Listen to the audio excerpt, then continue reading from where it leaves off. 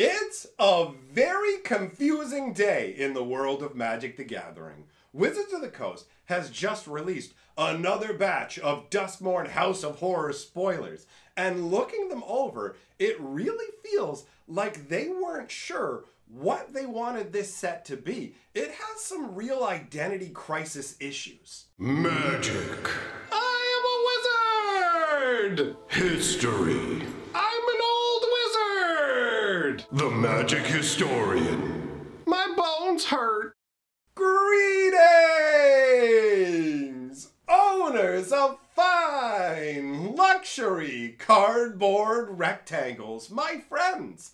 I hope the day finds you well, because we have gathered for another installment of Mega Magic News. Obviously, this one surrounds Duskmourn spoilers and the overall identity issues that the set is having. Now, to have a better understanding of what's going on with Duskmourn, you might want to familiarize yourself with Duskmourn's story. You can do that over on my Fantasy Geographic channel, where I have a series of 6 videos that will tell you the entire story and fill you in on what the world's supposed to be like. And Duskmourn is really suffering from some genuine confusion. If you go and watch Duskmourn's trailer, you can see that they're going in wildly different directions. You have Nashi on one hand, and then you have the Marina story on the other hand, and one is in the real world, and one is set in a animated vibe. So overall, they come together and clash, and it leads you to have some cognitive dissonance.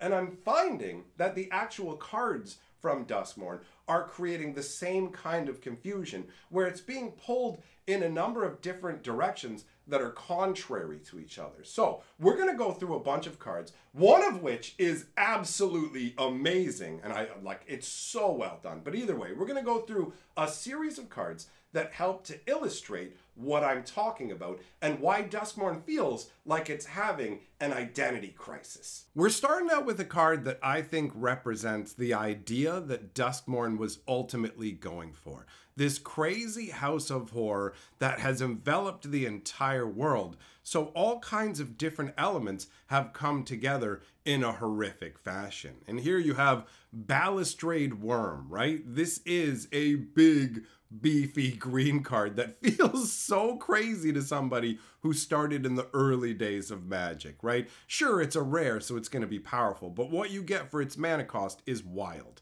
2 green and 3 for a 5/5 worm. It can't be countered. It has trample and haste. All of this feels really good. I mean, bam, you cast it, you're not going to be able to counter my guy. By the way, I'm swinging with it right away, and you can't really effectively chump block it either because of the trample. And then on top of all that, they slapped on the Delirium ability. 2 green and 2, return the worm from your graveyard to the battlefield with a finality counter on it. Activate only if there are 4 or more card types among cards in your graveyard, and only at sorcery speed. So you're going to get 2 uses out of this worm, or, I mean, you can pitch it into your graveyard, mill it into your graveyard, and then just bring it back out of nowhere. So there's a lot of versatility to this as a bring the hammer down concept. But on top of that, it also embodies such an epic element of Duskmourn. Balustrade, if you didn't know, is essentially a railing that's made out of pillars or posts. So you can see it here in the foreground. This is a stairway, or at least that's what it looks like, running upwards.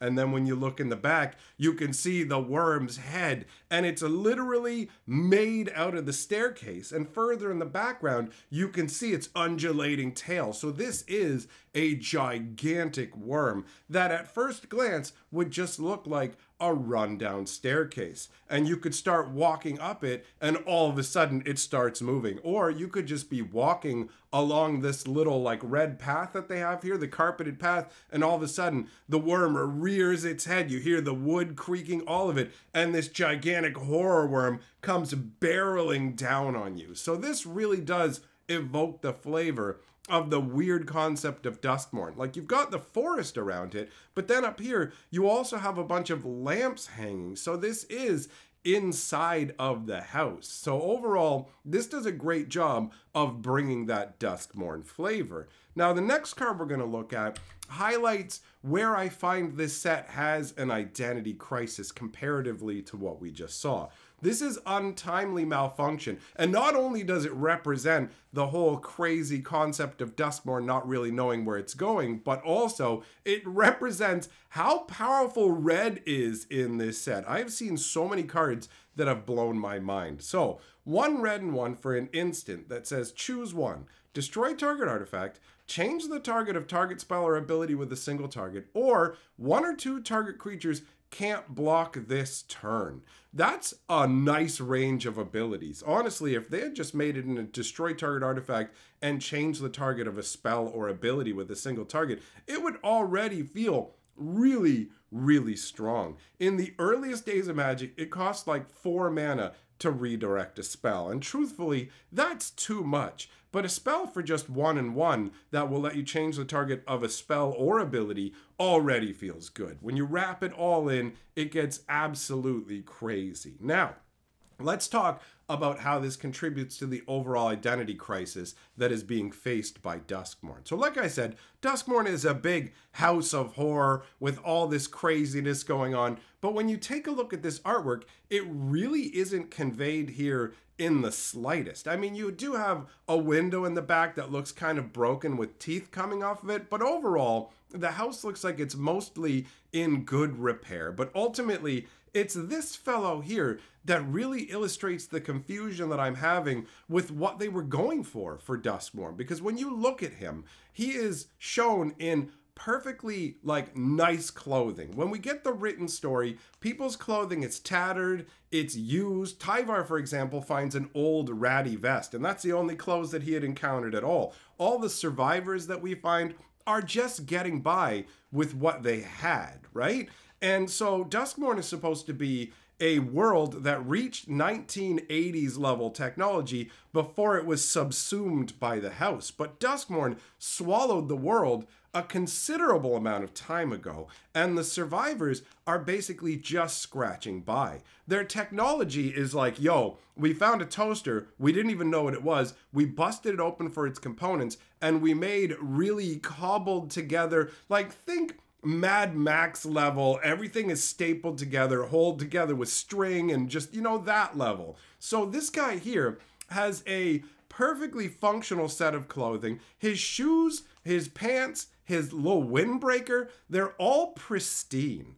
On top of that, you see the device that he's got there that's malfunctioning. You can see, I like the little evil spirit face that's coming out of it like, oh, bro, I messed up your gear or whatever. But you can see the flavor text says, no, this worked perfectly in the lab. What laboratory? I mean, Duskmourn, right? Velgavoth has taken over the entirety of Duskmourn now. And the entire house is warped, and it's not a safe place for people. In fact, at the beginning of the story, what's happened is Duskmourn has realized it doesn't even need the survivors. It had basically wiped out most people, but it kept some survivors alive so that it could feed on their fear. But they were kept in a state of ignorance and technological poverty. So this is quite the departure from it. His clothes, brand spanking new. His gear, looking fantastic. He had an entire lab to build and test this in, and it functioned perfectly there. Everything. Look at his perfect hair even. I do like the Arsenio Hall style hair. It does have the 80s vibe, but overall, it really does speak to the mishmashed, confused nature of the set, where it really, from one card to another, you just go, wait a minute, what are you going here? Like, what are you going for here? That's how it's coming across to me. I like it better when everything is cohesive. Let's move on to the next card. This one is a powerhouse, by the way.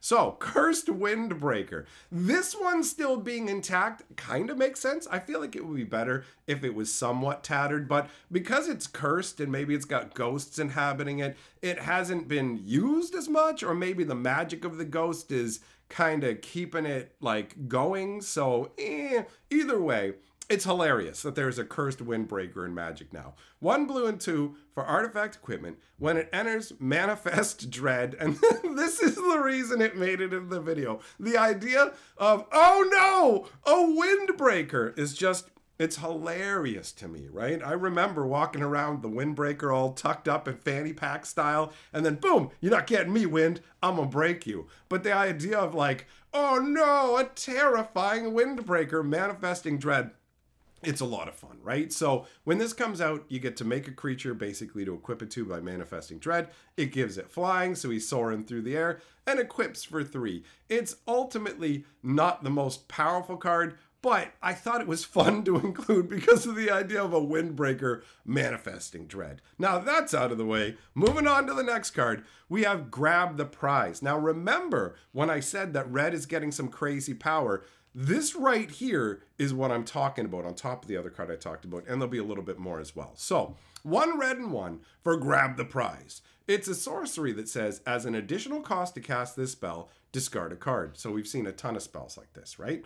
Draw 2 cards, but if the discarded card wasn't a land card, Grab the Prize deals 2 damage to each opponent. Now, when it comes to cards like this, a lot of them nowadays are instant speed, but don't do any damage. It's just straight up pitch a card, you know, like Demand Answers, for example, right? That one's currently out. So that one's instant speed, 2 mana, draw 2 cards, pitch a card kind of vibe, right? Obviously, this is the same kind of vibe because you have to discard the card up front. But if the card isn't a land, you get to hit your opponent for 2. So the fact that it's a sorcery speed, to me, doesn't really take it too much down on the power scale. Yeah, you can't play it at the end of your opponent's turn if you were waiting to hold your mana open for burn, but really, ultimately, this is quite strong. And the tools that cheap red decks are getting, mono red is eating really good in this set in particular. I can't believe how much they're amping it up. The ley line that we looked at in the last video has already surfaced in a turn 2 win combo setup that's actually not that hard to pull off. And now we have more fuel for the fire by adding even more insanity. And there is another card that I want to talk about that also amps up the red power. The flavor text says, unfortunately, the keyhole turned out to be located in an even larger, scarier clown mouth. So this has the kind of Duskmourn vibes I would expect, right? It's a dirty, beat up, menacing, it looks almost like an Iron Maiden with a like clown's face on it, right? And the key is located there in the clown's mouth, and it doesn't look like you could just take a stick and knock it out because there's something fastening it in there. And you can see it's got the little moth representing Vagaboth hanging off of a necklace. So there's multiple ways this thing could get you. You reach in for the key and it just chomps down and takes your hand. That's an obvious one. It could be another one where the eyes light up, boo, and all of a sudden its chest opens and it just swoops forward, devouring you, pulling you in, right? Like, this is a very funky concept. It is a little bit weird that the idea behind it here is that it hurts your opponent. Like, this doesn't feel like a spell that lets you draw cards and discard cards and all of that, right? It really feels like more along the lines of an artifact that would damage your opponent. So the flavor is a little bit weird on this one. Let's move on. We've got Haunted Screen. Speaking of weird, I don't really know what's going on with this card. Like, I understand the flavor of it overall, but underneath the hood, I'm like, what were they going for here? So this is a 3 casting cost artifact. It's a mana rock that technically taps for all 5 colors. You can get white or black by tapping it with no problems. You can get green, blue, or red tapping it and paying a life, right? So why specifically does a haunted television give you white and black mana easily? Is that because it's supposed to be communing with spirits and that represents the white or black? But if that's the case, how can you then tap it for green, blue, or red mana, right? Like, why does that even happen? Like, you can pour your life force into a television to gain the mana of the forests? Doesn't that feel odd, right? The ultimate ability down here, 7 mana, put 7+1/+1 counters on it. It becomes a 0/0 spirit creature in addition to its other types. So then it's a big fat honker. You can only activate that ability once, so you can't keep using it to pump it. But that's a 7 power spirit coming out of the television, which is really, it's just a really weird card overall. I got the idea of a possessed spirit coming out and be like, oh, I'm gonna get you. These reruns suck. But like, bro, we're playing Magic. I summon a dragon. I summon an old television. Hold on, let me just fiddle with the knob and try and get it to the right channel here. Does anybody have the remote? You're gonna spend more time looking for the remote than actually getting up and the time it would take to just get up and change the channel. Can you do that? Is the ghost showing up and you're like, oh no, change it to channel 4. Let's get out of here. This kind of makes me think of the old school days of playing video game systems that had those 2 little metal prongs that you hooked onto the back of the TV. You guys remember that? It's a weird card, right? You've got like a speaker system around it. There's like a can of pop laying down underneath it. So this just feels strange, you know? Like I said, Duskmourn is a big warped house of horror, and a lot of things seem run down and broken, and it seems like everything here is functional. It feels just like you're hanging out in somebody's den. Honestly, it kind of feels like the room you'd be hanging out with when I started playing Magic back in the day, down in my friend's basement. It's got that kind of a feel to it. A very weird card. The identity on this is strange, right? Moving on. We've got Head Shredder, another weirdo. 2 green and 2 for a 5/5 vehicle that is, I mean, it almost looks like it was manufactured by John Deere. It's too modern and in too good of repair. I do like the fact that you have the chandelier hanging down there to kind of give it the vibe of, yo, don't forget, we're inside a house here, because all around it, you can just see greenery, massive hedges. So whenever this thing attacks, you can mill 2 cards if you want to. But whenever 1 or more land cards are put into your graveyard from your library, put them onto the battlefield tapped. This screams some kind of crazy combo, right? Where you just put it out, don't even care about actually turning it into a creature and swinging with it, and just go, I'm going to mill a ton of cards into my graveyard. Oh, look, all those lands come straight into play. That's a strong effect. And it only crews for 1. So you can hop on this thing and ride it around like a riding lawnmower. It's got the crazy crackling green energy on the front blade, but I don't know. It doesn't feel like it actually needs magic to operate at all. You need someone to actually drive it around. So it really feels strange. This one, I mean, aside from the chandelier up there, it really doesn't evoke the overall flavor of like the crazy house of horror to me. It feels very, very random and does contribute to the muddled identity that this set has. But I really enjoy this second ability here where you get to put the lands in to play tapped. That's sweet when you're milling them. Moving on. We've got Insidious Fungus. Now see, this actually feels like the flavor of what I would expect in Duskmourn House of Horrors. 1 green for a 1/2 fungus. It's the fun. I'm Gus, and I'm fun, son. So 2 mana, sack it. You can destroy target artifact. You can destroy target enchantment, or you can draw a card and then put a land card from your hand onto the battlefield tapped. I love cards like this.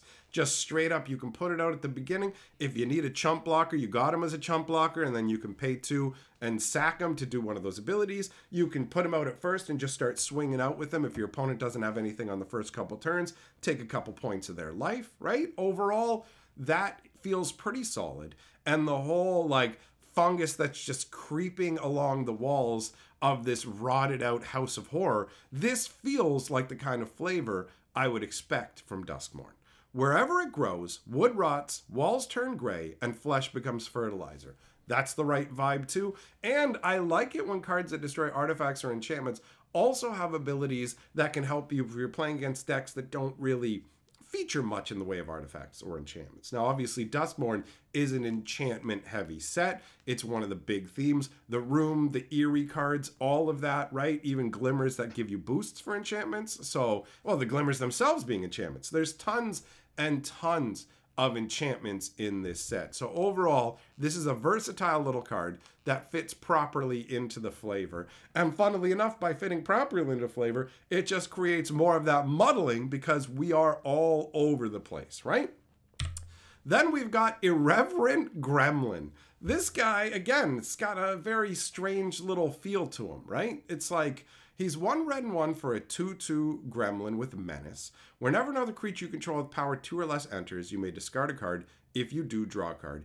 Do this only once each turn. So this is another one of the cards that I say is boosting up Red's power right here, because Red has a ton of little donks, and what'll happen if you play mono Red Rush is you will run out of gas, right? Like you'll just go, boom, swinging in with all your little clowns, and then your opponent will just get enough creatures out, a few big creatures, and now you can't punch through anymore. And if you didn't manage to do a huge burst of damage at the beginning, then you're sitting there twiddling your thumbs going, my little goof bags can't get through his big fat Larrys. So instead, this goes every time a guy comes out, boom, you can pitch a land that you drew that you don't need and draw a new card, right?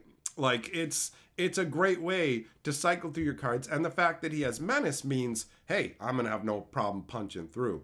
Now, it's weird that he has Menace because he doesn't feel terrifying at all. Also, he's got a key there, which makes it feel like maybe he's supposed to somehow tie into like a room concept originally, but he doesn't. He's just chilling out, eating candles, and he's got too much of a cutesy vibe overall to really feel like he fits into like the whole dangerous vibe of Duskmourn, right? So this again contributes to that confusing nature of exactly what they were going for, but I imagine red decks are going to love this unless we've reached the point where this literally isn't powerful enough to make the cut in red decks, which I don't know. So it seems to me like it does, but time will tell on that front. Moving on, we've got Leyline and Mutation. This one's another confusing one. First off the bat, I want to say the idea of Duskmourn swallowing, like basically being swallowed entirely by Velgavoth, by the House of Horror itself. It's cool that that means it also consumed all of the ley lines, because ley lines are basically areas of magic power that run along the different planes. So having this somehow be part of the house is cool, but the concept of this ley line is somewhat confusing, right? Like all the ley lines, you can start with it in play if it's in your opening hand, but it says you can pay one of every color rather than paying the mana cost for spells that you cast. Now, I really like that ability. It's great in things like my cube, for example, where it just goes, everything is 5, have an awesome time. But in terms of like the House of Horror, right? You look at the flavor text, it says life thrives in the Hauntwoods, but it follows its own laws, unbound from the natural order. And then it just shows trees kind of sticking in through the walls with a zagging green, like the ley line, instead of just running along, it's running up along walls and things like that. So that is kind of interesting, making you think, okay, how did Velgavoth mutate the ground up into it being the walls? But I really can't figure out 100% how the flavor is supposed to translate into this ley line of mutation equaling you can spend 1 mana of every color to cast spells, right? Like, this is very odd. It's an interesting card, but it's odd and doesn't really 100% add up. After that, we've got Marina Vendrell's Grimoire. Now, this is a dangerous book. 1 blue and 5. When the Grimoire enters, if you cast it, draw 5 cards. That feels pretty good. You have no maximum hand size and don't lose the game for having 0 or less life. That also feels really good. Yo, I have no limits on my life. I have no limits on my hand size.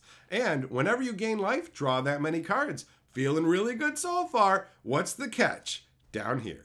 Whenever you lose life, discard that many cards. Then if you have no cards at hand, you lose the game. This basically harkens back to the original Lich from the first set in Magic the Gathering, right? It's got that similar kind of vibe. This feels way too dicey to play with. It feels like it's way too easy to have your hand obliterated and then you're just done. You only get to draw 5 cards, right? So if you already had a mitt full of 7 cards when you cast this, you're going to go up to 12 cards. So it essentially sets your life total to 12, but as you cast spells, you're reducing your life total. Obviously, if you have ways to gain life, you're going to get to draw a bunch of cards. But for me, this whole setup of when you have no cards in hand, you lose the game, it's just too dicey. It's way too easy to lose using that, right? So, if you didn't know, this book in the story was actually owned by multiple residents. If this is the one, because they depicted this artwork in the story talking about a book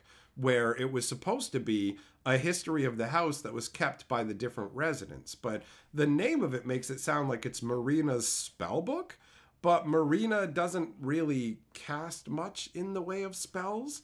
she brought victims for Valgavoth to consume, right? And she did study, you know, she did study demonology and other stuff like that. So I guess that's supposed to be the accumulated bunch of her knowledge. But it does feel confusing to me that in the story, Marina just wanders around in a scared bubble and has no real effect on anything. And this makes it seem like she's a powerful mage who's really involved. So it's, again, a muddy concept. But in terms of the overall House of Horror, just having like the spell book that belonged to the owner of the mansion or whatever, that's fine, right? That doesn't really like detract from the overall flavor of the world. Then we've got Silent Hall Creeper. This thing is bonkers. 1 blue and 1 for a 1/1 enchantment horror. It can't be blocked. Whenever it deals combat damage to a player, choose one that hasn't been chosen. Put 2+1/+1 counters on it, draw a card, and Silent Hall Creeper becomes a copy of another target creature you control. That is wild. You can swing with it, boom, now it's a 3/3. The next turn you swing with it, oh, I'm going to draw a card. The turn after that you swing with it, and now it's a copy of your best creature. Like, for real, it can't be blocked, so these things are going to happen. And it's also interesting design in that it forces you to change the Silent Hall Creeper, right? Like, you have no choice about that unless you have no other creatures out. If there's literally no other creatures at all, then it can't become a copy of another target creature. So that ability will fizzle. And then each time you swing with it, as long as you don't have another creature, you get to keep it as a 3/3. But you don't get to pick these abilities again because you can only choose one that hasn't been chosen. Actually, never mind. The next, if you miss that one trigger on that one, let's say you don't have any creatures out, it'll never happen again because you chose it. It's just the ability failed to resolve. That's it, right? So it's interesting how this card works. The flavor on it is epic. This absolutely fits the whole House of Horror craziness vibe. Look at it. It's got these long, spindly arms. They're not equal length either. That arm in front is longer and crazier. Imagine trying to outrun this thing. No wonder it can't be blocked. It can just keep reaching its arm further and further out. And it's got those two eyes that glow like a beacon. Honestly, it feels like a black creature, right? Like, that's the vibe that it gives. But, I mean, we're dealing with the House of Horror, so a lot of creatures are going to feel that way. Either way, this is some really cool card design. I like it a lot. Then we've got the Roller Crusher ride. This is just so weird to me. Like, yeah, I guess, you know, Duskmourn swallowed the whole world and it swallowed amusement parks, but this roller coaster is pristine. Now, full disclosure, I find roller coasters to be horrific. I cannot handle riding them. All my friends ride roller coasters like it's nothing. And the most they can do is convince me to get on something akin to the kiddie roller coaster. But we got on this one called the Bug. And it's just this tiny little cart. And I'm like, oh, it looks like it'll be fine. But then they've got it designed to tilt to the side that makes you feel like you're going to fall out. And when it's going down and it snaps everybody's picture, all my friends are like, hey! And then there's me and I'm like, argh! Like, I look like this is the worst thing that's ever happened to me. So I will admit that I find roller coasters to be terrifying, but I find this card to be very confusing, but pretty powerful. So this is a legendary enchantment that costs 1 red, 2, and X. It's got Delirium. If a source you control will deal non-combat damage to a permanent or player, while there are 4 or more card types among cards in your graveyard, it deals double that damage instead.